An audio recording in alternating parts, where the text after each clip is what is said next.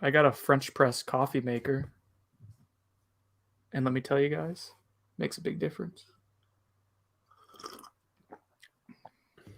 All right, so I'm going to talk about recruiting in the first part, and then do you want me to give you the second half, or do you want I was thinking you would just kind of throw it in and we could just discuss it. Chris and I kind of bounce back and forth. I mean, obviously. All right, the first thing I think you sent me a couple notes, right? Let me pull it up right here. Yeah, and I mean, feel free to take out what you want to take out, or I'm not married to any of those. They're all kind of big picture topics that I think we'll get to. What do you talking mean when about. you said his coaching turnover? What has coaching turnover done to this roster? You mean going all the way back to the Jimbo, or do you mean since the 2018, since the transition classes have come into effect? Yeah. So we could talk about your 2018 and 2019 breakdowns. Yeah, and I have 2020 done, but I haven't posted it yet. Yeah. Okay. Yeah, I didn't see that. Revisiting the 40 most important disappointments and surprises. I think that's interesting. Mm-hmm. Did you do an article on that? Not yet. I'm going to try to go. Chris, I'm not going to go to the press conference today because I got a bunch of like that kind of stuff I need to get done. So I'll help out. I want to talk about that. I think that's interesting. Okay. Don't you? Yeah, I do. That's why I put on the list. I think all of that stuff is interesting, but also I'm kind of weird with what I think is. What did you just send? The top 40 list, a sheet, if Chris needs it for reference or anything. Okay. Yeah, no, I think that's interesting. Well, the JSU loss, I'm going to ask that because it's true. It could be forgotten.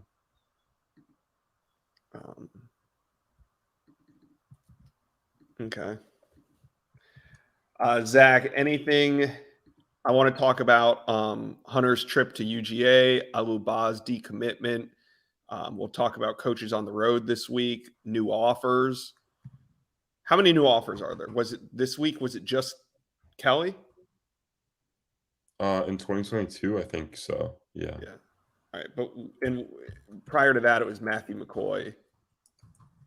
Which you guys have already talked about to an extent, right? Right. And what's Kelly's first name? Eddie.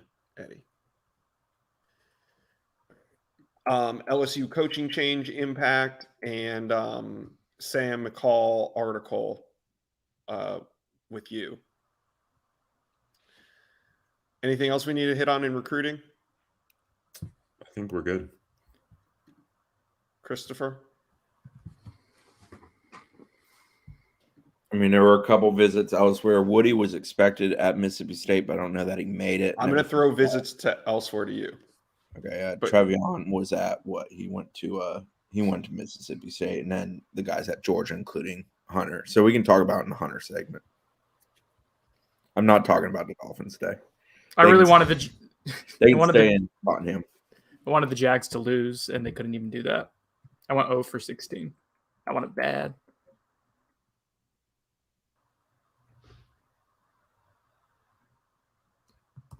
Let me just pull up this decommitment. Okay, I'm good to go. Anything else, Brendan? Oh, let's roll and have some fun here. There's a lot to talk about. Let's have a great time, guys. Why are your palms sweaty?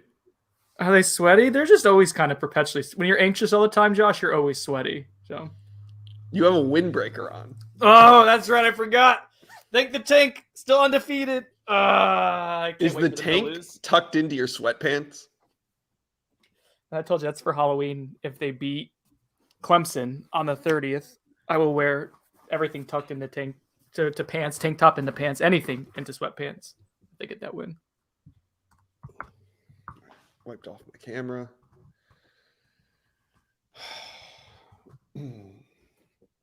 Here's the YouTube link if you guys wanted to tweet it out from your account. Be careful when you click on it there. You're going to hear yourself talking. It's going to really mess your brain up. Oh, shit. Colin Powell died. Oh, we get going on the podcast now. That's cool.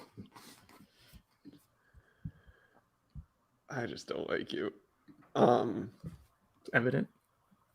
Guys, Josh and I had a lunch date this weekend, or this past week. It was great. I forced him into it, basically. We got a burger and everything. Why were you down there? to go see a doctor, a pain specialist for my leg and back down there, and then my dad's down there too, so it was kind of a 2-for-1 type of deal. I have scoliosis at Yeah, 33. I saw the photo. Oh, that's right. I cropped out my testicles were in that shot beforehand, and I had to crop it out. You can see through them. Figured you You can guys see weren't right interested. on through them. But I have them, which I think some people would be surprised about. All right. Well, when you guys are done chit chatting, I'll start. I'm ready. I said let's start like 3 times already, and then it's silent, and I have to break the silence by being awkward and saying weird stuff. I need a good bit of silence to go in. Like I need that. Just gonna mute myself because I can't not talk. Thank you. All right. Here we go. Another damn episode of On the Bench. 3, 2, 1. Welcome to On the Bench. I got Chris Nee, Brendan Sinone, and Zach Blostein here with. Let me restart that. Outstanding beginning, John. Live television. Zach hasn't been here in so long. Coming to you live from my Cleveland. mic's We're too- in. We'll do it live. Cincinnati. Let me fix this. Hold on. Sorry. Hey, if you're not subscribed, this is why you subscribe, to see all this bullshit before we actually start producing the podcast product. I do put you guys through a lot of BS before we start. All right. I feel better about my mic was too low. I was like, Is that why? Is that why you couldn't say Zach's name? Mute. All right. 3, 2, 1. Welcome to On the Bench. I got Chris Nee, Brendan Sinone, and Zach Blostein here with us, and we are at full strength back for another episode coming off of the bye. I hope everybody enjoyed it. I mean, how could you not? The Gators, the Canes, they all lost. We head into the second half of the season all unranked. Welcome, Chris. Welcome, Brendan. We got Zach out of class for this one. How you guys doing? Fantastic. Better than Ed Orgeron and Manny Diaz Great. And- Zach, welcome. and Dan Mullen. Zach, welcome. Oh, thank you. Yeah, I'm great. All right, we did want to get Zach back on this one, because we missed him, but 2, because we're going to talk a lot of recruiting, especially on the front end. And then on the second half of the podcast, we're going to kind of do like a self-assessment, a look back, what surprised us, what disappointed us in the first half of Florida State's football season. Brendan wrote some great articles up on Knowles 24/7, just kind of taking stock in what's happened at the midway point. So I think you guys should go check that out. But first, we got some recruiting to talk about. FSU does hit the bye week with some momentum, mainly because they're coming off of a 2-game win streak. But there are still a few major developments that occurred this week, including Travis Hunter's second trip to UGA and also a major decommitment on the offensive line. But first, let's get into this Travis Hunter stuff. Chris, bring you in to talk about the number 1 recruit in the nation, the number 1 ranked prospect in FSU's commitment list, Travis Hunter out of Georgia. What's your take on everything that's transpired this week with him? Well, we saw him on national TV as Collins Hill was playing on one of the ESPN affiliates go on and talk about FSU and basically that he was firm. And he'd also put out a tweet of that nature. Showed back up in Athens on Saturday for Kentucky versus Georgia, which was number 1 versus number 11, I think, in rankings. So a good game right down the street from him. I know Joshua is not the least bit concerned about this. He's sitting around a 0.5 in the concern meter. Meanwhile, Sweaty Palms Brendan over here is at about a 9.25. I'm holding steady at my 2, but everybody's at a 2. I keep everybody at a 2. Nobody gets lower than 2. So, no, do I think it's a big deal? Only as much as you want to make it. That's kind of how I view it. I mean, if he schedules an official there, then I'll officially be worried. But before that, he's just taking visits. He's wanted to take visits. He's told Zach in the past he wanted to take visits. I think he's going to show up in the capstone at some point and visit Alabama. That would not surprise me in the least for a game. So I just kind of accept it and roll with the punches and hope that his relationship with Marcus Woodson, which is very strong, very good. The 2 had what I was told was very real conversations last week. I think that holds steady and holds true for FSU. And obviously, it's immensely important that FSU retains him because they need an injection of talent. He's the kind of dude that people gravitate to. Zach, I don't know if you've been listening to On the Bench, but we've had a segment of the show where we talk about our concern level on a scale of 1 to 10 on Travis Hunter. I'm sure you can guess who invented this segment, but since we have you on, I would like to know what, on a scale of 1 to 10, is your concern level over Travis Hunter's commitment to Florida State? I think I'm right around where Chris is, like a 2. Travis had mentioned to me like multiple times in the offseason that he might take some other visits just to take in some big games with big atmospheres at, other schools. I didn't personally think that it would come through, but with FSU starting the way it did, I think it kind of allowed him to, and also I think another part of this is that he's injured and he's kind of been like, he doesn't want to stay in the house all day. He wants to get out. And FSU, obviously, they were playing Syracuse the one weekend and then they're bye this weekend. So that atmosphere is definitely better. So I think that's why you see him going to these games. If you start setting officials, I'll start being more worried. But I'm definitely around like a 2 or a 3 right now on the scale. Okay. And for those scoring at home, I was a 0.5. On Friday, though, Travis Hunter put out a graphic with him and Marcus Woodson. And the quote from him, or the caption written by Travis Hunter, was, "I'm a Nole, nothing more, nothing less. I'm not decommitting. Stop that rumor. Go Noles." This was on Friday. He did visit UGA on Saturday. I agree with everything you and Chris said about the UGA visit. The one other thing I'll add is it's about an hour from his home as well. So there's plenty of reasons for him to go. If he were to schedule an official visit to Georgia, it would probably pique my interest some more.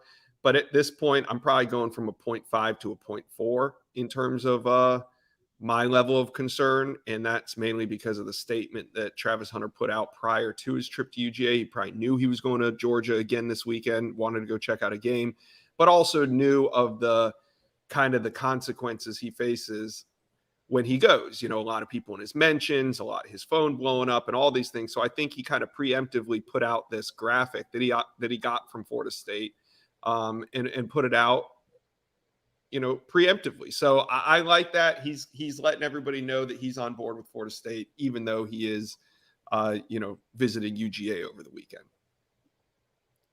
Brendan. 9.5. Okay. Thank you. Wait, real quick.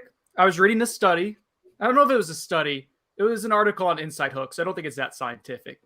But basically, they surveyed 2,000 British people who are in couples or relationships. And I'm taking all my love advice from British people these days. 46% of people who post to social media regularly are unhappy with their relationship.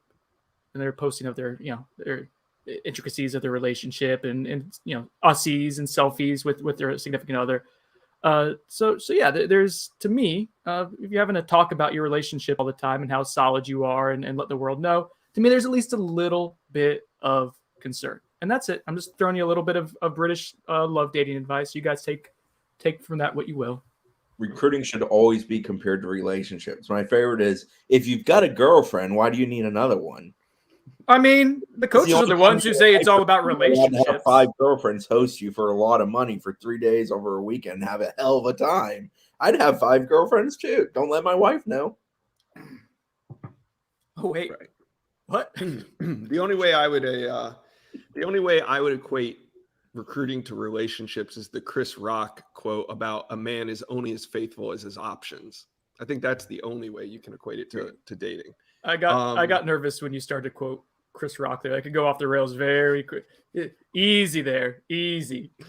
All right. Well, I feel like we know where we stand with Travis Hunter. We set the table for you guys. Again, even if you are worried, I'm not expecting any change in his commitment to Florida State for any time in the near future, at least that. But we do have news on the first decommitment of the 2022 class. I know everybody thought, the 0-4 start would ruin this class. Well, not everyone. I just mean the outsiders. But the insiders knew that, Mike Norvell and the staff have done a good job in reinforcing the message.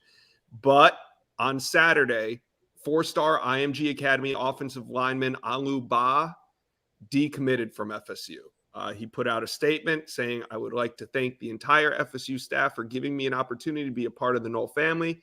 But after great consideration, talks with God and my family, I've decided that it is best that I decommit from Florida State University." Chris, we've kind of known this is coming for a while. We've set that expectation, I think, on this podcast numerous times that he is basically, he had basically reopened his recruitment. Who or what is the biggest threat to Alubad? Why did he decommit from Florida State? The University of Georgia, and that's been the case since June 12th ish. He committed to FSU in late May. He visited in early June on the 5th, I believe it was, for the elite event. Then he officially visited about a week later.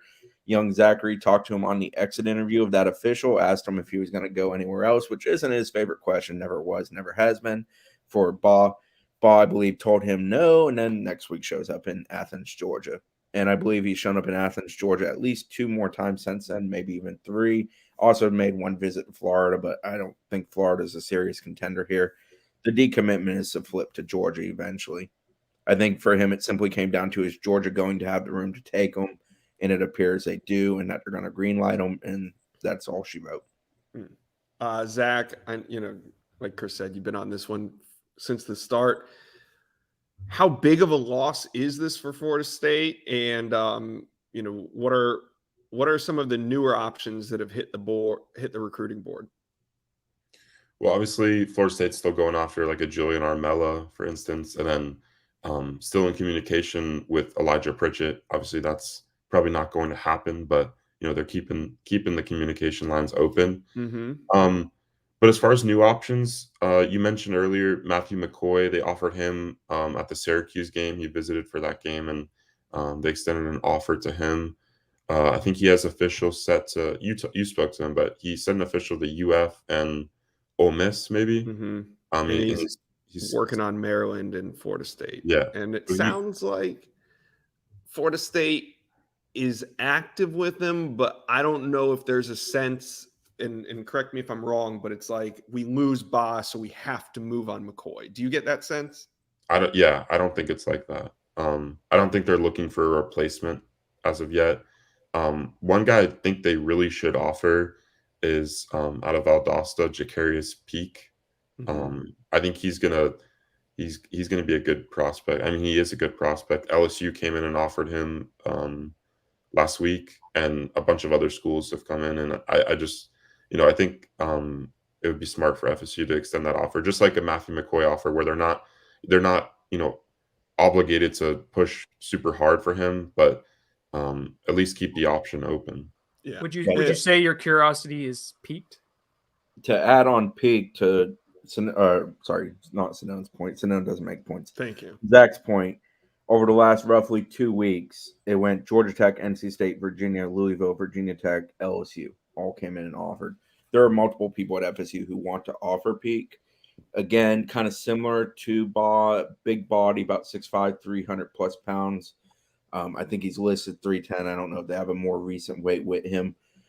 Kind of a guard body type who could probably get away with being a right tackle, which is sort of similar to what Ba's description would have been with FSU, in my opinion. FSU tried to get Peak in. I believe it was for Louisville. Might have been Syracuse. It's one of those 2 games. Syracuse, I think. Syracuse, but he had homecoming, so he opted to stay home for that instead of coming. But there has been communication and effort to get him in. McCoy came in, got offered partly because he came in. That's part of the reason that evolved to that point. I think the same would be true for Peak if he shows up. Yeah. Don't think, we've talked about this on the site, on Knowles 24/7 and on the podcast, but I don't think that Florida State is going to scramble here for offensive linemen. We've said this since the summer. We feel that they I don't want to say oversigned because nobody signed yet, but they overcommitted guys. They probably, if FSU is rolling, they don't go into the season with 6 offensive linemen committed, but they knew that they needed to stock up and there could be some attrition. So now you see it with Alu Ba being the first to decommit from the 2022 class. I think Florida State will still try to sign somewhere in the 6 to 7 range, but also got to remember the transfer portal is going to be active, and I think that's going to be a big part of FSU's strategy in the next 2 or 3 months, kind of as the season ends. But want to stick to recruiting and talk about coaches hitting the road. This week, the Florida State staff utilized the bye week to get out on the recruiting trail. The recruiting calendar allows for coaches to attend games and visit schools during the evaluation period. Should I review what the eval period is for these folks? We'll do the Cliff Note version. Basically, they can go watch, talk to a coach, counselor, get rap sheet, aka academic rap sheet, find that stuff out. They can't communicate with the kids. They're limited in the conversation they can have. They can say hi in the hallway, but that's about it. And then the other stipulation to this is FSU coaches are only allowed to have one visit per recruit during the eval period. And I believe the eval period runs from September 1 until basically the end of the high school season, sometime in November. And then you're allowed to do in-home visits. So this isn't a scenario where Kenny Dillingham can go to AJ Duffy's IMG game every single week and be on the sidelines. You can only use your visit one time. I believe, for example, FSU went to go see IMG versus St. Thomas to go see Marvin Jones Jr. versus IMG. Boom. That's their one visit for the entire fall. Yeah. So when we talk about these trips, it's not, if you don't hear a name, it's either because FSU already visited them, or maybe they're going to save their visit for later on in the season, maybe even that team's playoff run. So to add to Josh's point, eval period, September 1st to November 27th. From the 28th of November until December 11th is a contact period, also a period where you can host official visitors, all that fun stuff. And then it shuts down. The 12th is a quiet day. 13th of December through January 6th is dead completely. And then this year's calendar is kind of weird. The 7th, 8th, 9th of January is a quiet period, and then it's dead the 10th to the 13th, and then coaches can get back out there and eval from go in home. January 14th, basically through the end of January. Right. Okay. So we're dead center in the middle of the eval period as it stands. And on Wednesday, right after practice, coaches started getting out on the road. Kenny Dillingham took a red eye to Las Vegas to go see 4-star running back Javante Barnes. We know Adam Fuller was in Georgia to see Georgia commitment, 4-star defensive tackle Tyree West. David Johnson was in Louisiana. But I want to go back to Kenny Dillingham being in Vegas. Zach, you checked in on Javante Barnes after this visit. What do you know about his recruitment to Florida State at this point? Yeah, I think the first thing to note is Oklahoma's pretty much the widely considered team to beat for Barnes at this point. He's got 4 official visits, either set up or already, he's already been on. So he's got one more visit, and he's going to choose between Florida State, Miami, or USC for that visit. He said it's 50-50 right now, but if he does go to Florida State, it'll be for the Miami game, he told me. So, okay. That'll be telling. If FSU doesn't get the OV, they're out of that recruitment. If they do get it, they have a shot. Right. Okay. To add to Zach's point on that, they at one point thought he might come in for Notre Dame. When it became clear he wasn't at that point, I was told they expected him for Miami. So that's sort of the working idea they have. So I think if the Miami game comes and goes, he doesn't show up, as Zach said, pretty much game over. Okay. Chris, what's your take on Tyree West? In his kind of weird recruitment to Florida State? Well, I mean, I think it's a matter of he's a really super talented player. There was a point where I think he was the number 1 player in Georgia at 24/7 when we first did the state rankings for that class. He's one of the best in South Georgia, and that's obviously an area of focus for FSU. He's a talented, big-bodied dude, and they've been consistent with him. He's actually won, I think it was in June when me and Zach camped out at FSU pretty much all month. That last day, he was one they were trying to get back in that day, and it didn't come about. But there was an effort there. There's been a consistent effort with Wes to constantly get him on campus. I know they're hoping to get him on campus for a game, if not a couple games. I think the hope is NC State and Miami. And one of those may, evolve even into an official potentially. I think FSU is trying to position themselves if either he backs off Georgia or Georgia backs off him, whichever comes first, possibly, for them to be kind of sitting there in a great position to potentially land him, because obviously that'd be a big lift to the interior defensive line where they're probably going to lose at least one, maybe two bodies after this season. Another interesting Wednesday visit to note was Alex Atkins going to St. Augustine to check on Matthew Mccoy. It was his first time seeing him in person at at practice, I should say. The 2022 offensive tackle was just offered 2 weeks ago, and we spoke about him earlier. Some other interesting visits or things that stuck out to me was that Alex Atkins was in Columbus, Georgia to check out offensive tackle Elijah Pritchett. Zach was saying that, Elijah Pritchett is still in communication with FSU. It's one of those things where him and Alex Atkins have a great relationship and they're going to stay in contact. And if anything would be, to possibly shake loose from his recruitment to Alabama, FSU will be waiting there with open arms for Elijah Pritchett. But that's not the only offensive lineman that FSU was showing love to. Mike Norvell showed up on the sidelines to go see 2022 offensive tackle Julian Armella. Zach, we talked a lot about Armella, and now with the shakeup at LSU, I know we're going to get into that later on. But who do you think the main competition is right now between FSU and Julian Armella? I legitimately don't know. His recruitment's just weird to me because it just seems like it really hasn't started yet. Yes, you texted me that the other day. Yeah, it's right. I mean, He's right.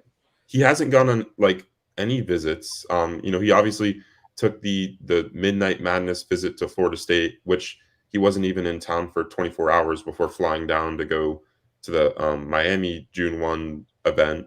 And he came back for the Notre Dame game, but he hasn't really done taken any other visits to any other schools besides FSU and Miami. And I think he was at maybe LSU or Alabama over the summer. So I personally don't know. I think, obviously Florida State's in it. Probably Miami is still in communication with him. I don't know if Alabama is seriously considering him with, their offensive line class that they have put together with Pritchett and all committed. And then obviously LSU shakes things up. I think most people thought he'd likely end up at LSU just because of, where things were trending before. But now with Orgeron gone, I just view this recruitment as wide open. Yeah, it's really we've always had questions even through the summer, like how much is Alabama involved? Is Clemson going to jump in? Yeah, I agree. It'll be very telling to see where he sets up his post-season official visits. There's just been a ton of news on Noles 24/7 in terms of where the coaches are going to be in recruiting scoop. So I want to hit on just a couple more before we move on. But Marcus Woodson was in Lakeland at the Lake Gibson game on Friday night as they took on Bartow. Sam Mccall and also 5-star 2023 Cormani McLean were the primary targets at that game. Florida State linebacker coach Chris Marv was in Orlando all day on Friday and was also at the Dr. Phillips game Friday night to see 4-star LSU commitment linebacker Demario Tolan, and that comes at a major position of need.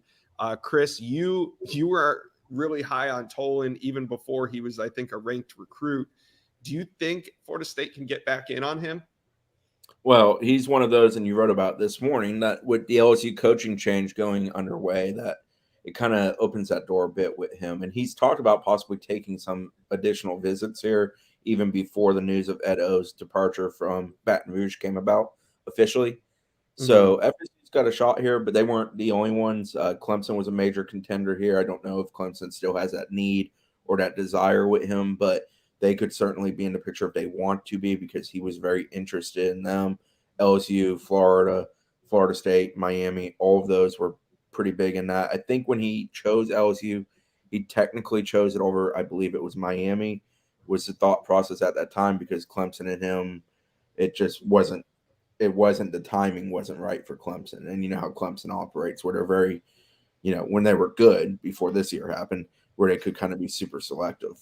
But Dabo's coming a bit back down to earth. So we'll see if that adjusts the way they approach the recruiting to any degree. Marcus Woodson was also in Mississippi, where he checked in on 4-star defensive end Travion Williams, who we still consider a commitment, even though he has reopened his recruitment. He was also at Mississippi Gulf Coast College to see JUCO DB target DeCarlos Nicholson. We've talked about Nicholson. He's the number one JUCO DB in the country, committed to Kentucky. He has an official visit scheduled with Florida State for next month. And they did a ton of recruiting in the 305. You can go up, check it out on Knowles 24/7, but they saw Daniel Lyons, Wesley Bassane, and several others in the Miami-Dade area. Just a really busy week for Florida State. Any other takeaways from where they went to visit or things that you noticed, Chris, things that stood out? Well, just to reiterate, as Josh mentioned, you're only allowed to one visit. So they didn't go see Travis Hunter. They're going to save that for when he's hopefully back on the field potentially in November for the playoffs. Go see him then. There were some others that they strategically just haven't used because of where they were, what they were able to do. But in general, I think it just reinforces that they do a very good job of keeping relationships strong with the ones that are committed in 22. They also did a good bit of advanced recruiting. A lot of 23 kids were dropped in on. Also saw some offers go out. They offered, for example, a defensive lineman in South Florida who's in the 25 class. I think Odell was able to lay eyes on. So that's just an example of, for once, FSU recruiting is kind of getting ahead of schedule, which it really hasn't had that luxury in about 4 years because Willie's staff wasn't here long enough really to ever get ahead. And, Jimbo left him in a bad void when he left in the sense of being advanced recruiting positive. So it's a good thing to see. It's a good trend. And, Norvell spoke about it on Wednesday before they hit the road that they as a staff have been limited in the amount of recruiting they could actually do in person because of the pandemic and the recruiting calendar being shut down. It's nice for them because they want to do this. They're aggressive in doing this and they're organized in doing this, that they can actually get out and get after it and kind of show their recruiting chops. And I think they've proven they can be an effective recruiting bunch, especially if the results start showing to some degree on the field. Yeah. And moving on from coaching visits, another new development this week was a new offer out on the defensive line. FSU needs pass rushers, and they think they may have found one in West Orange, Florida, 2022 defensive lineman Eddie Kelly. He was offered on Thursday evening. Mike Norvell personally extended the offer. Zach, you spoke to Kelly just minutes after he tweeted the big news. Tell us about Eddie Kelly and where things stand with Florida State. Yeah, he was ecstatic to get the offer, especially, coming directly from the head man and Mike Norvell. Florida State's kind of been in communication with him, specifically Director of High School Relations, Ryan Bartow, talking with him, just keeping it warm for about a month or so before this offer came about. Eddie Kelly's been having a pretty dominant senior season for West Orange. He goes both ways, tight end, D end, but Florida State likes him on the defensive line. I think he's a good option. He's put up some great stats this season. He's a multi-sport guy. He's really good at basketball as well. So I'm interested to see what we saw him over the summer. He was at that 7-on-7 where West Orange came. Jaden Gibson was there, but he was the other prospect that Florida State was kind of keeping an eye on. And he offers intriguing size. I think he's like 6'4", 6'5" range, and then big bodied kid, not like a lean pass rushing defensive end, more of a bigger option like a Trevion Williams, for instance. But yeah, I'm interested to see if, he'll probably get on campus soon. He told me that he's in the process of setting up an official visit to Florida State. I believe he has officials to Washington State and one other school already set up. And the cool thing to note was that after Florida State offered, I think within the next day, 4 other schools came in and offered him as well, like Mississippi State, Georgia Tech, and a few others. So, Florida State doing some good evals. Yeah, a couple things to add there. He visited for the Louisville game, so FSU has very recent measurements. 84-inch wingspan is one of the things I love about him. 6'5", 262 was the measurements at that Louisville game, I'm told. Somebody compared him to Dennis Briggs on the message board in the sense of high school prospect Dennis Briggs. I think that's a fair comparison. I don't think they're extremely alike, but body-wise, kind of that big body end who will probably end up gravitating into the inside eventually and be athletic. And they like that. They like those big body ends that become defensive tackles that have athleticism. That's sort of their MO with that position at this point. I think Kelly fits into that well. So people were asking, does this place take the place of a Marvin Jones or a Nigel Kelly or somebody of that sort? No, I don't think so. I think this is more about fortifying your front porch and making sure you're good to go next year and adding it. And if you were to miss on one or both of those guys, then at least you have a bird in the hand. But no, he does not replace either of those. He's not in any way, shape, or form, in my opinion, similar to Marvin Jones. Him and Kelly body type are a little bit more similar, but Kelly's a more talented player. This young man's very raw. I think that's a fair way of putting it with him. But there is a lot of upside there. There is athleticism, and he's a body that's quickly evolving.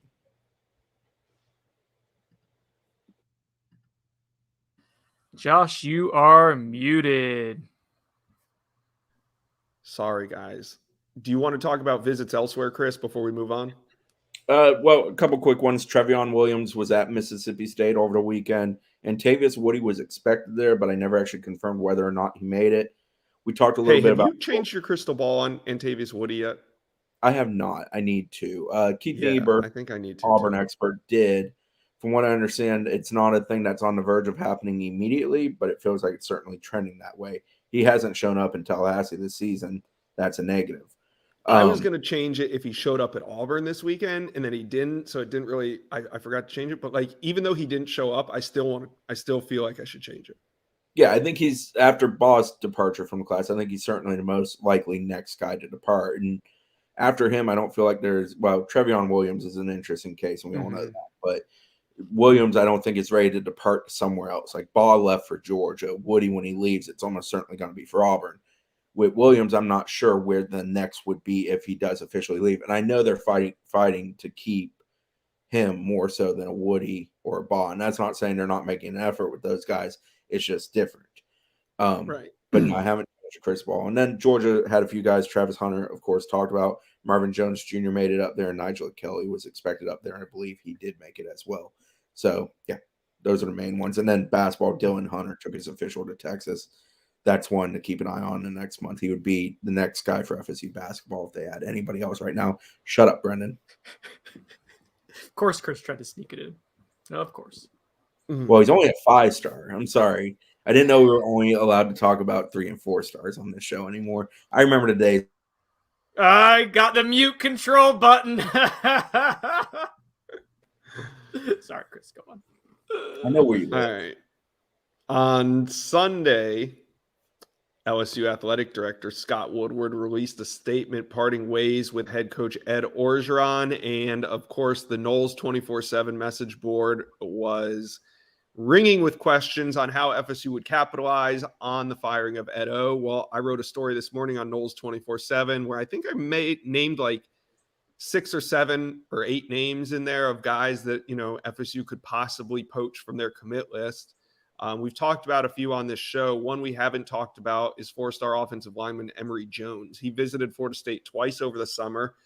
We really took a liking to him as a guard tackle prospect, but he committed to LSU at the end of August, I believe. And we know FSU still maintained contact, but Zach, did they go see him? Did Coach Yak go see him during the eval period? I believe so. Okay. But has he set up a visit to return to Florida State? No.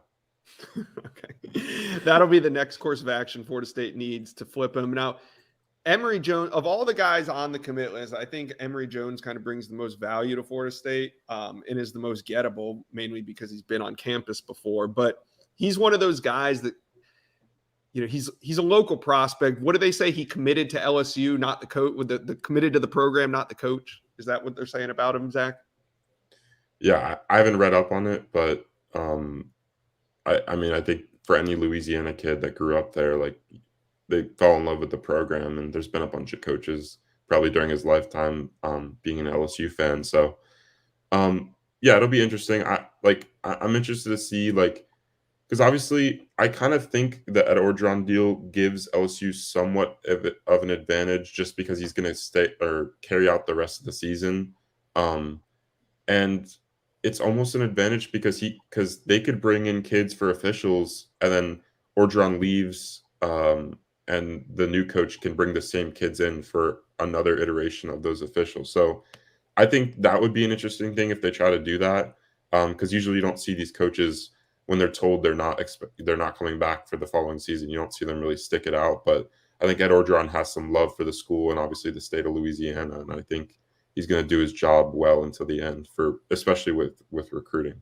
Yeah, and I caution fans to get too excited about a coaching change because you forget that like the pendulum swings in both directions. Right now, yeah, it feels like LSU might lose all their commits or recruiting's going south.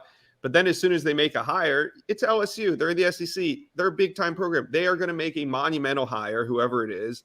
And there's going to be a ton of excitement. There's going to be a ton of hope, and they're going to gain recruiting momentum back. So, but we are in this kind of precarious situation where there is uncertainty. So if you are going to strike, or if you are going to get your foot back in the door with a, say, Emery Jones type prospect, this is the time you're going to do it.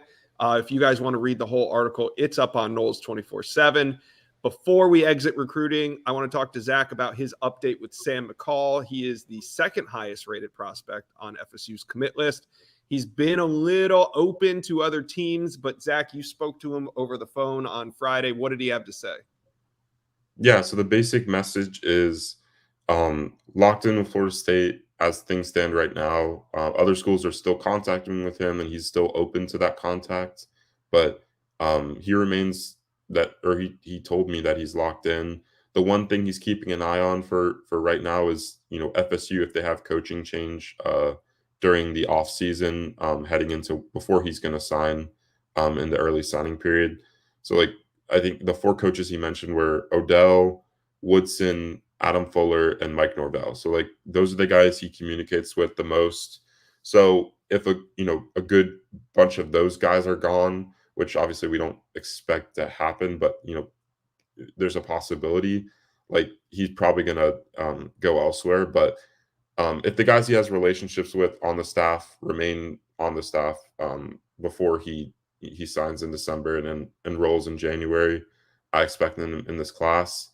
I think Alabama's kind of the one factor here that I'm worried about, because if they actually start pushing for him, I think he'd entertain that a lot, just based on what he said in past interviews. I think he even said in an interview with Andrew Ivins the other week that if Alabama continued to push for him, he might throw that decommit. So that was an interesting quote to me. I've never really seen a recruit say that in an interview, but you can always count on Sam Mccall to be candid, and I think that was interesting. So we'll see how it plays out. I don't think this is the last time FSU fans are gonna hear him say he's solid, like what Brendan was saying with the Travis Hunter situation.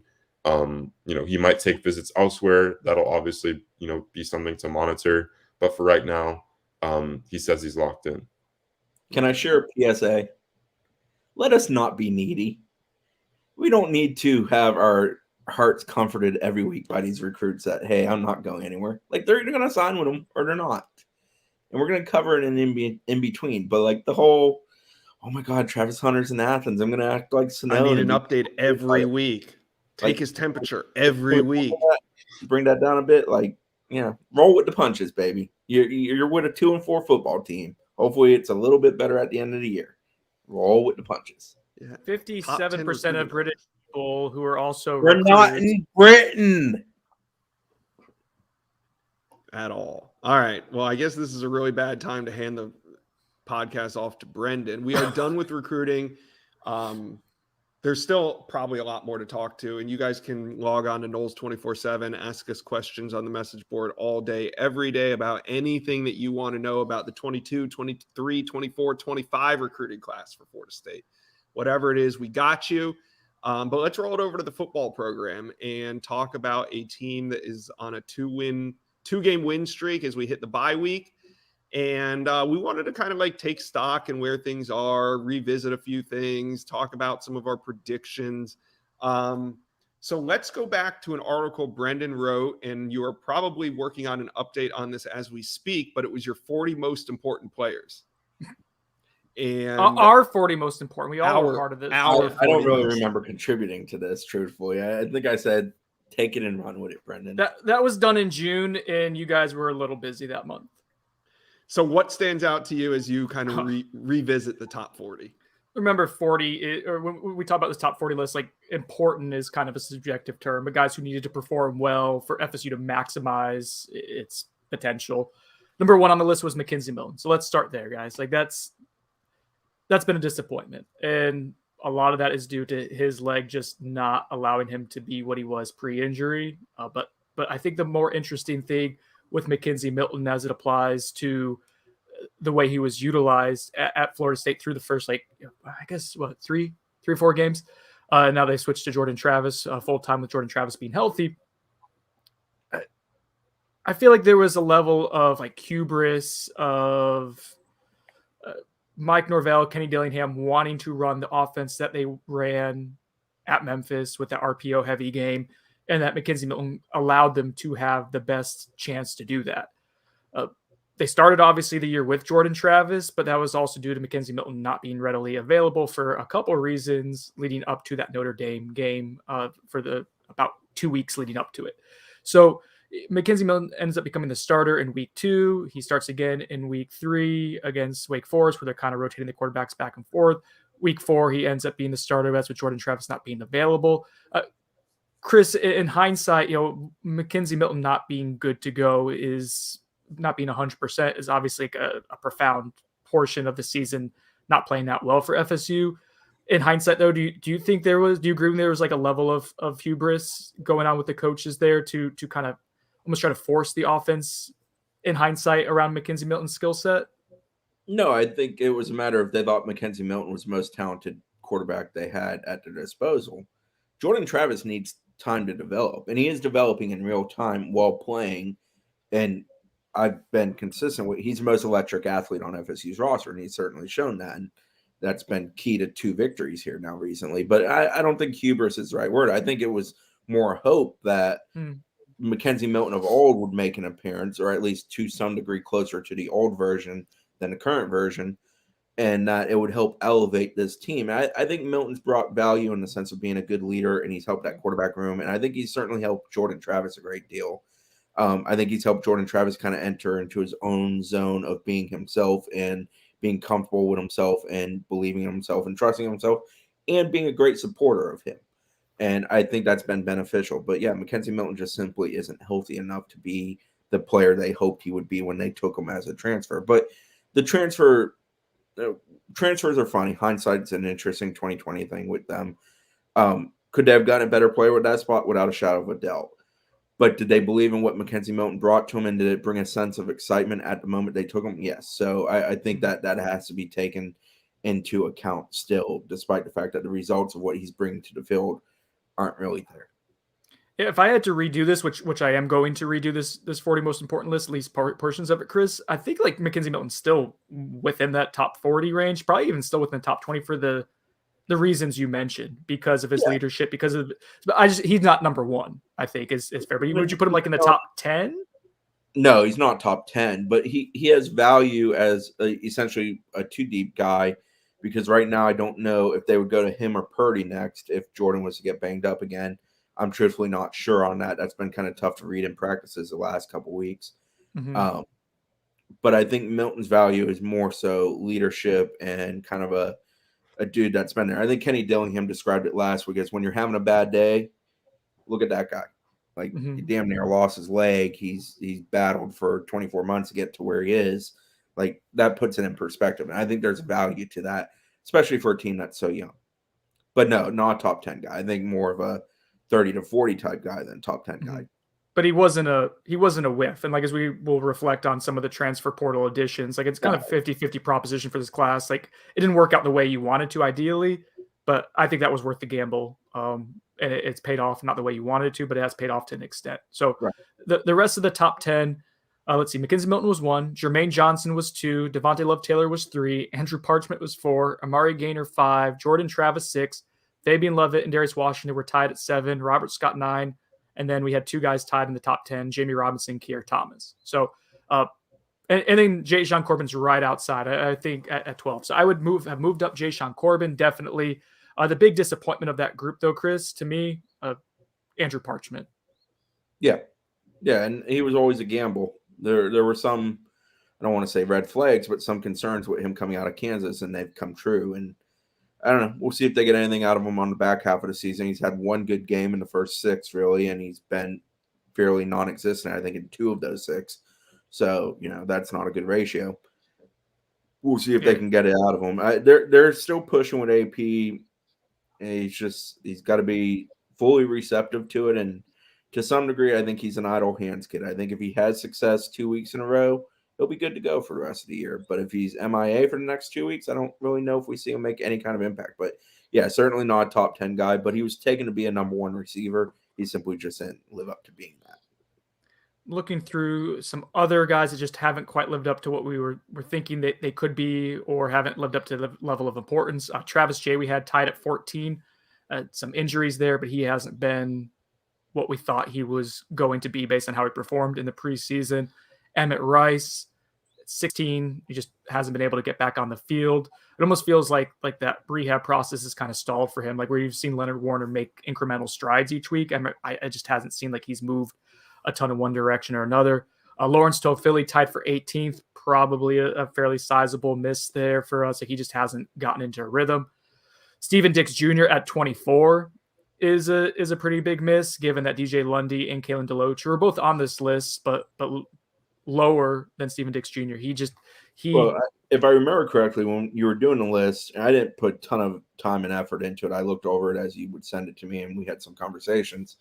And most of that is just bouncing it back and forth of what's going to be the reaction of a guy at this spot. I remember Dix being one we talked about.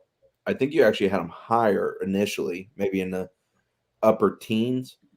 And we kind of talked about the athleticism issues that we knew he had going into preseason.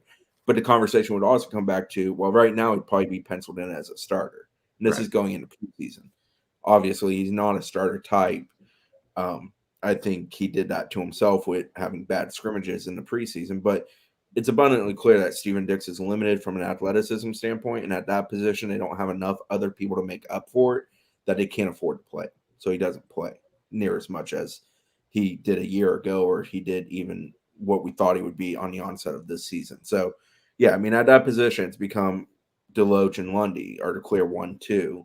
And then the next man up is Gaynor, and Dix gets sprinkled in there a little bit. But, you know, linebacker is what it is on this team. But, yeah, he's not a top 24 guy because he's not a too-deep guy. Oh, let's see. We're going real quick here, and then I'll let Josh jump in. Dante Lucas at 26, no longer with the program, but someone, you know, when you talk about importance, like that's, you were hopeful that you could get something out of him and he could even start, and that just didn't materialize from a maturity standpoint. Jordan Wilson at 30 just hasn't been what he was advertised as and what we believed he was going to be. The coaching staff was really excited about him. He just hasn't been effective. It's unfortunate. Brandon Moore at 32, you don't get a snap out of him. That's a disappointment. The only other one I feel, you know, Joshua Farmer at 39. I thought maybe he would be a little further ahead. He got hurt in the preseason. That slowed his development some, and Jarrett Jackson and Malcolm Ray jump ahead of him. The glaring omission guy who he missed on the other way that should have been in this list, and this was in June. If it was done in August, he would have definitely been in the list. That's Trayshawn Ward, king of the spring. He's been great. He had a really good spring. Wasn't sure how he was going to be used in fall, but once you saw a preseason camp, you're like, oh, that dude belongs. But that was the only big whiff. Like I feel like in the other direction, there a guy should have been in that isn't. So that's a top 40 most important players revisited. Josh, I'll let you jump in here with other roster talk. Yeah, I just thought. Besides that, I thought the interesting thing to talk about was transfers, whether transfers coming or going. I know you wrote a story on that this morning, correct, Brendan?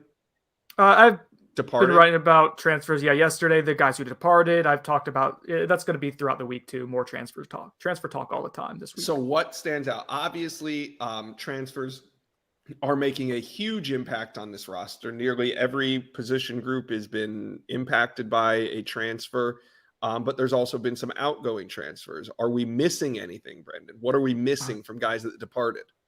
Not a whole lot from the guys who departed. I think that was interesting. I looked back at the 2017 class through 2020 class, and there were 32 guys who departed early or transferred. Trey McKitty's the only one who goes to a Power 5 level and has been drafted. I think there's been about 5 others who have gone to the Power 5 level and have started, and that includes Bailey Hockman, who ends up basically gets thrown in because of an injury. He gets benched again, goes to Mid-Tennessee State, and ends up retiring from football. So that feels like maybe that shouldn't count.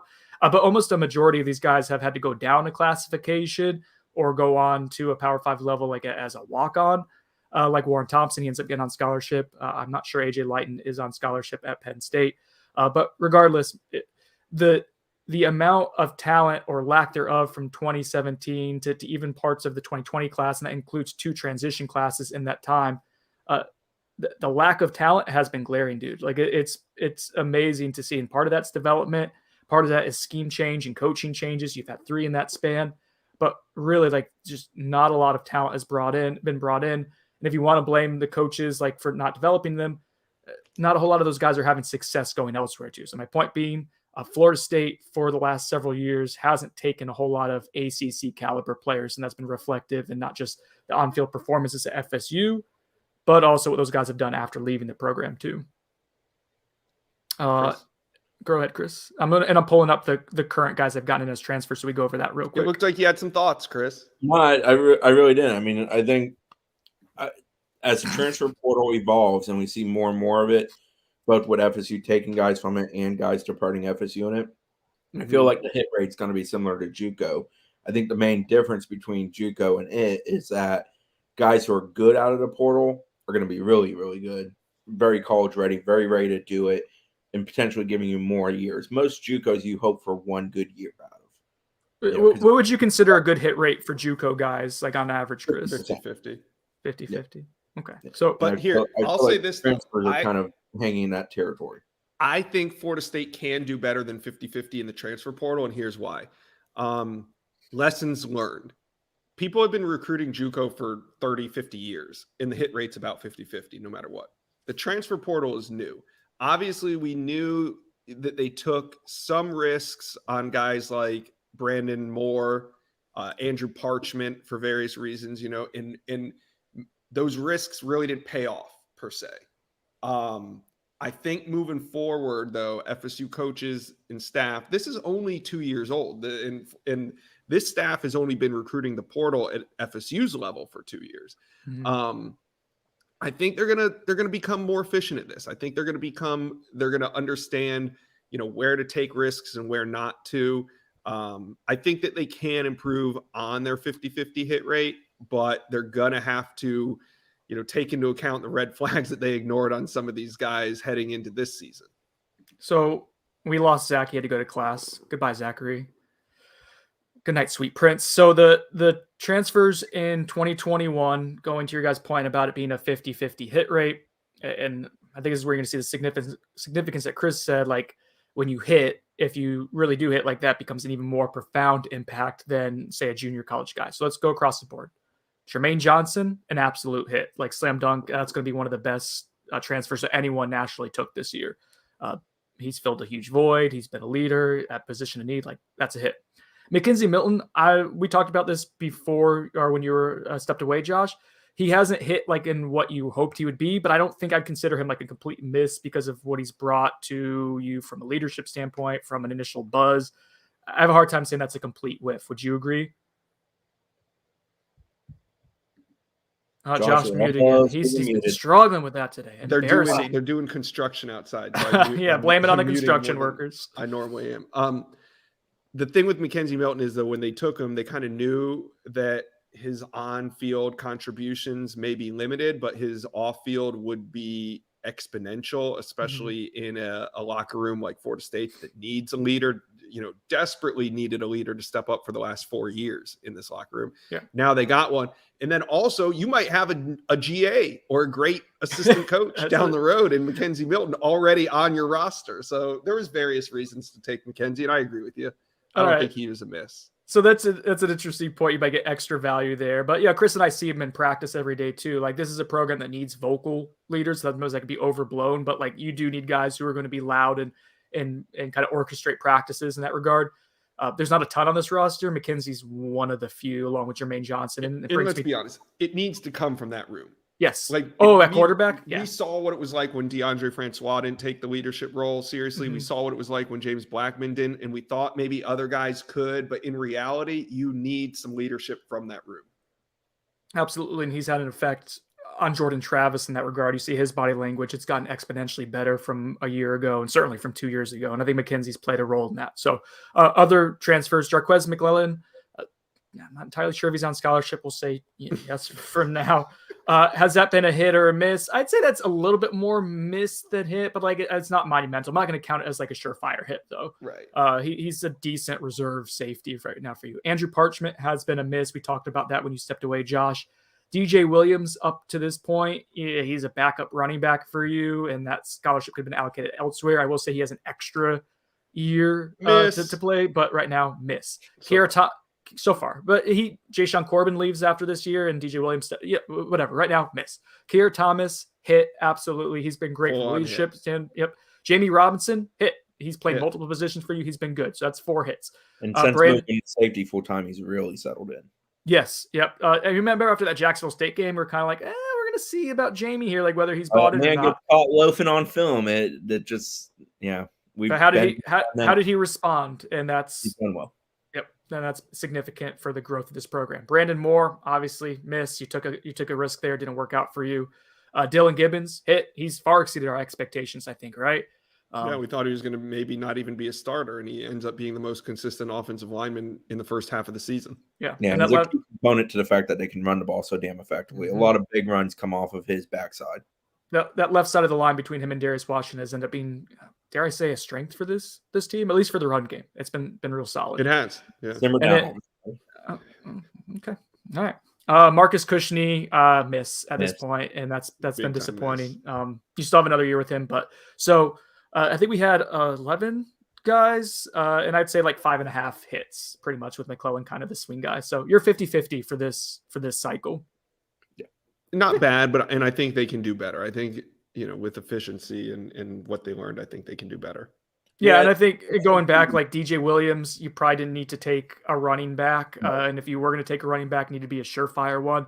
And then with Cushney, I was excited when he was a preferred walk-on type, a little less as a scholarship guy, but still thought there could be some value there. The issue was like they wanted an offensive lineman at that point. They took their gambles earlier on and passed on some guys. I think an offensive lineman would have helped them and maybe could have gotten them one extra win. Just given the injuries that they had there, but that's hindsight being 2020. It's fair to add on Cushney too. The scholarship offer came at the whistle. They really didn't have another place to use it, and I believe he's a grad transfer, so it's a 1-year deal. So it doesn't hang on. It's not accounting that hurts you long term.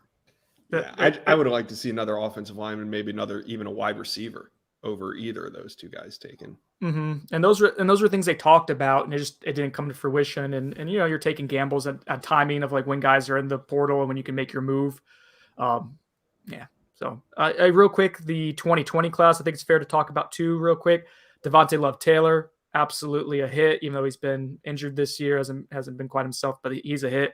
Deontay Williams, that's a major miss, right? Miko Dotson, would you say hit or miss at this point? He's been staying healthy. Has been such a issue for him. So I guess miss because of the fact that he can't get healthy enough to prepare to play at a high level. I would definitely say miss. You got to remember when we took him, he led the NCAA or his division in interceptions. NCAA. So yeah, we were talking about him as like a spark off the bench, somebody that was going to come in and really make an impact at Fort State. The staff loved him. And I know they loved him. They talked about him all fall too, about how great he was. Banged up, sadly. Yeah, he just hasn't been able to practice consistently or be 100% when he's on the field. And I guess, okay, I'm fine with miss. Jordan Wilson, I would say a miss at this point. Yeah, he's a 2D player and they lean on him a lot, but he's been pretty disappointing for what was expected. He was billed as a guy who's going to be a great additional 6 blocker for them on the line, and he's not at all. Yeah, he's been a hindrance at times, to be honest, this year. Jayshon Corbin, absolutely a hit. One of the most explosive running backs in the country right now. Jarrett Jackson. He's working himself into becoming a hit. I'm going to lean, if we're giving Miko a miss, I'm going to even it up. I'm going to say hit right now. He's doing what he was supposed to do, which is be a solid depth piece. Right? Which I think he'll continue to be for Florida State. Yeah, I agree. I don't think he's a name that's going to disappear. I think he's going to be kind of that second or third man in the rotation if everybody's healthy. I didn't think would be the case in preseason, but here we are. Jerry Jones. Miss. I mean, he's been solid the last 2 weeks. Josh just boom. He's Josh a miss, man. Josh He's a carves miss. himself out with these guys who I kind of like, and then he makes it to like I love them. Like Jordan Young, he did the same thing with. He likes to carve out this niche and make me take this like polar opposite stance. I see. Jones has had his 2 best career games the last 2 games. Yeah, and FSU's won both games. Plain and simple. That How many more years of eligibility does he have? 2 more. 2. He's a hit. Like, eligibility. He's a miss. He's a miss for me now, but I'm not saying he can't get better and improve. Like last year's performance against Clemson and some of these teams, He didn't play against Clemson. No one played against Clemson last year. You're just Whatever. making stuff up now. Chris, tiebreaker, hit or miss for Jerry and Jones? miss. I think I agree with Josh's take on the miss, but I think it can gravitate towards a hit. In the last 2 weeks has been a positive sign in that direction. All right, That's what I said. I think he can get better, but if you're judging it to this point, I mean, somebody's got to be out there on the field playing. Somebody has to. Similar to Dawson, a lot of injuries have not really allowed him to prepare to the level one would hope, which has hindered him on the field. And at times he's looked downright horrendous, and stats bear that out. But the last 2 weeks, he's been much healthier and he's been much better. I agree. I'm living with a handful of hope here. So there's some hope, but he's a miss. All right, well, no, that's fine. We'll give him the miss. But you know what? He also helped bring in Fabian Lovett, who is an absolute hit to bring it to 4-4. And if you guys were nicer to Jerry and Jones, it would have been 5-3 in that cycle. So again, we're living at 50-50 for the transfer portal success rate right now. Josh, do you think that everybody? For the last 2 classes, yeah, that are on scholarship. Yep. We didn't get into 2019, which was Jordan Travis. Who do we think the biggest? hits. Hold on. Who do we think the biggest departure is that we could still use on this team? Like, if there was one guy that you could have back and talk him into coming back, I think over all the time of departures here recently, it's probably Trey McKitty. He's the one in the NFL of that bunch. That's a fair point.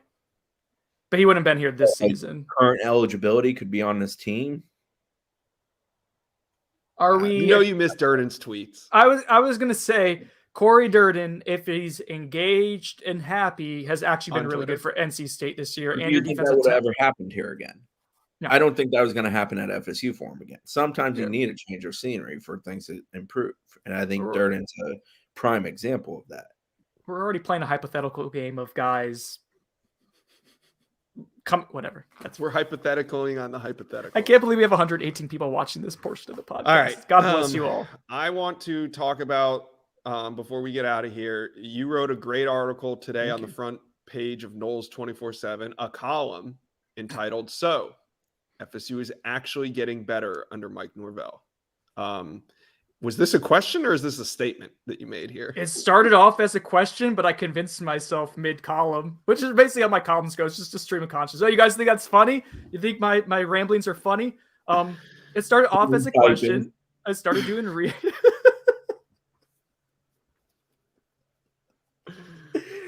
My wife yesterday realized how inefficient my workflow is and how much I just kind of space out while I'm writing and how much time I waste and lose. Like that transfer story probably took me like 5 hours to write yesterday. Anywho, you guys want to know about Mike Norvell and the program's growth. And, FSU sitting at the midway point here at 2-4. Going back, and man, if you win that Jacksonville State game, it's 3-3. And I don't think there's anywhere near the sense of panic and trepidation of this program. But that game happened, and we cannot forget about it. I will not forget about it for a while. It's going to be a tough one to forget about. That being said, there is legitimate evidence that FSU is getting better. We saw some of that against Louisville, and if you're watching the film and you're kind of, like at practice like Chris and I are, you can kind of see some of that happening, but you need to see it manifest itself in wins ultimately, right? Against Syracuse, you saw a legitimate step forward in how the defense played for a majority of the game. Unfortunately, the breakdowns were catastrophic. Same with special teams. Breakdowns were catastrophic, and offense too. But you saw like those 3 parts when they played well, like they beat it's actually going to be a decent Syracuse team. They took Wake Forest and Clemson to the wire. Probably going to be a bowl team. So you actually go and you outright win that game despite trying to give it away to the end. Then North Carolina, you go and you beat the crap out of North Carolina. You dominate in the trenches at times. You come from behind by 10 points, and then you basically just control the rest of the game. It was really cool to see. Those are the optics that you're seeing in results. The metrics actually point to FSU improving as well from last year. The FPI had FSU in the 90s last year. I think it was 93. This year, they're currently at 67, which is right in the middle of the pack. It's obviously not where you want to be, guys, right? But that is growth. The F plus, which takes the Furman, basically his Easy for you to metrics. say. Oh, Jesus. And then Bill Conley's, I almost call him Steve Conley. Bill Conley's, his metric S&P plus, it combines those two. And FSU was like 88th last year in that, and they're 54th right now currently. So if you want to subscribe to the theory that this program bottomed out and is now starting, maybe they reached rock bottom, Josh, because they're starting to show some upward trends and trajectory, at least midway through the season here. So, yeah, I see some growth both optically, and then the metrics are reflecting that as well. Okay. I've had, bye week, you get bored, you sit and you think. They've got 6 games left. Going into the year, I thought in those 6, they would be lucky to go 2-4. I think they can legitimately now go 4-2 in those last 6.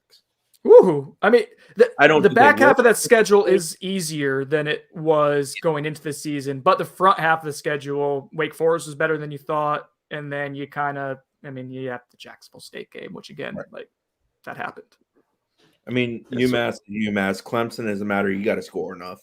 If you can score enough, I don't know that you want to try to turn that into a shootout. And Clemson's defense is still pretty good, but Clemson's offense is currently dreadful. They're scared of a forward pass. NC State is capable, good. I think one of their better teams in the league, but they also sometimes just kind of falter on Saturdays.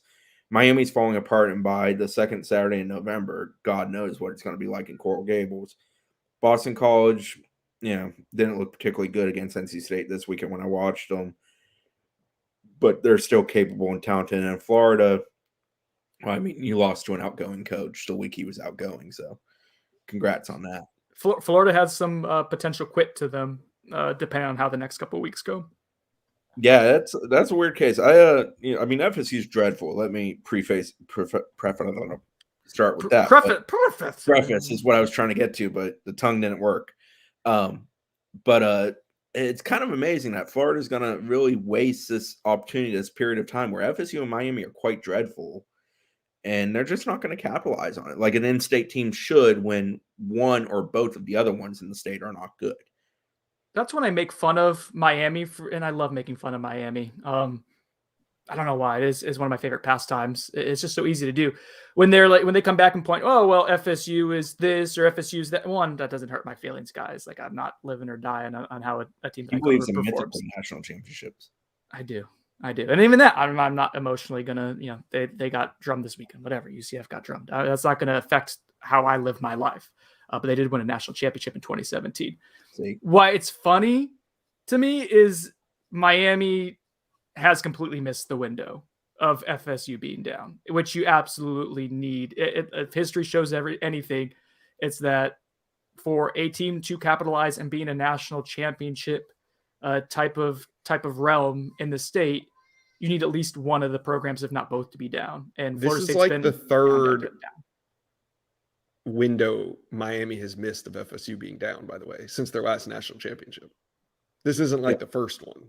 They've missed plenty of windows, but for the Gators, they've typically capitalized when FSU's been down. And I think for them, this would be heartbreaking to just watch your window just slowly close. Plus, their biggest conference rival is currently number 1 in the country. Right. And it might beat the dog out of them in Jacksonville this weekend, only adding to kind of, the closing of their window. This is the time when you dominate the state of Florida, you take the number 1 players at their positions, and you kind of, you tilt your roster in your favor when your rivals are down, and they are not doing that at all. I think the change in this narrative from past history to current history is that too many of the best players in the state have ended up at the Alabamas, the Georgias, and the Clemsons, instead of ending up at one of the 3 in the state. That's really good.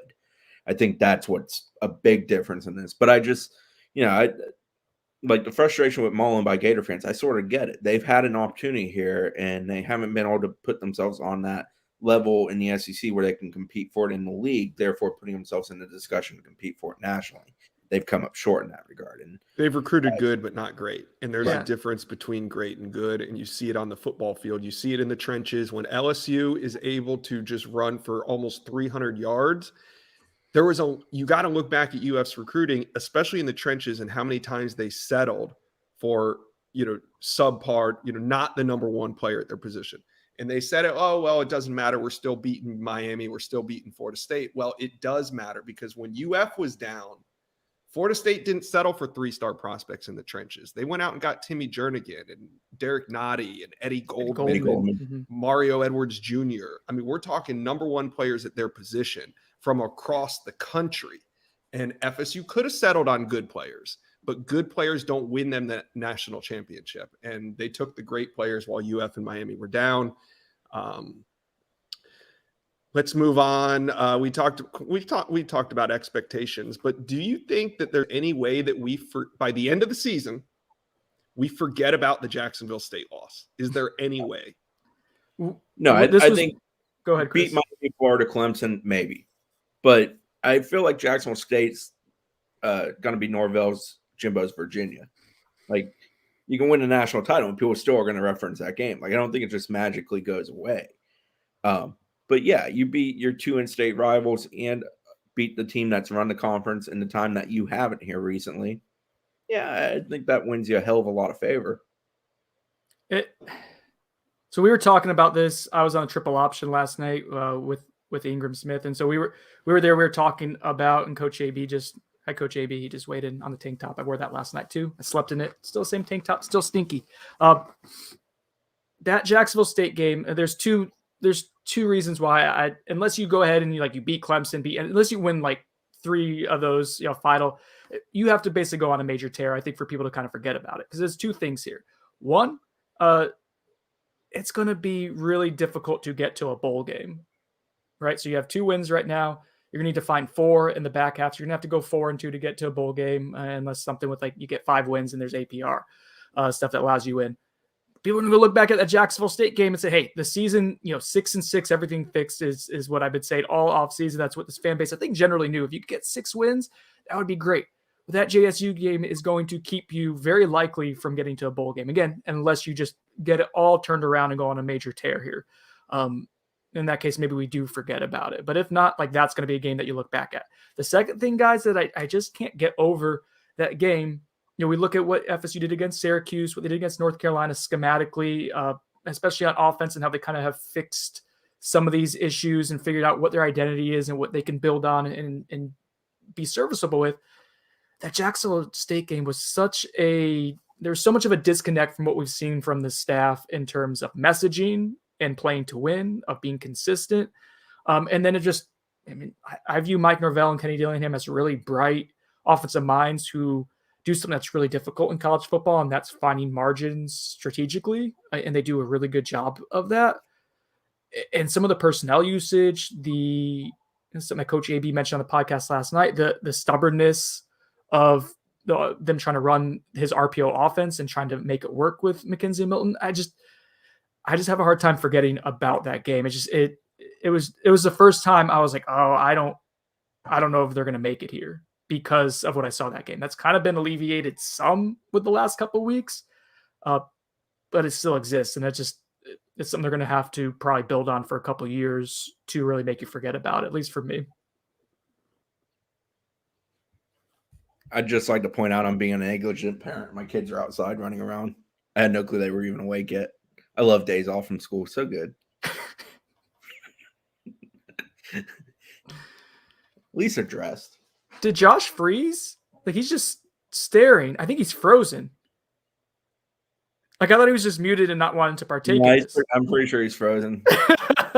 Do you think he should end? He's really holding. Oh, he was really holding the pose. I was impressed. I thought it was an interesting strategy for him to just not respond and end the show, which is I kind of ended it to be all right, we're done here. You can, that's really subscribe on iTunes if I've ever seen it. Nailed it. All right, Chris. So let's get out of here because we have a press conference to cover in a little bit. I don't know what's going to be talked about at the press conference. It's been a bye week. We've already talked to everyone. It's going to be the mid-season review type. And then I'm sure there'll be some grand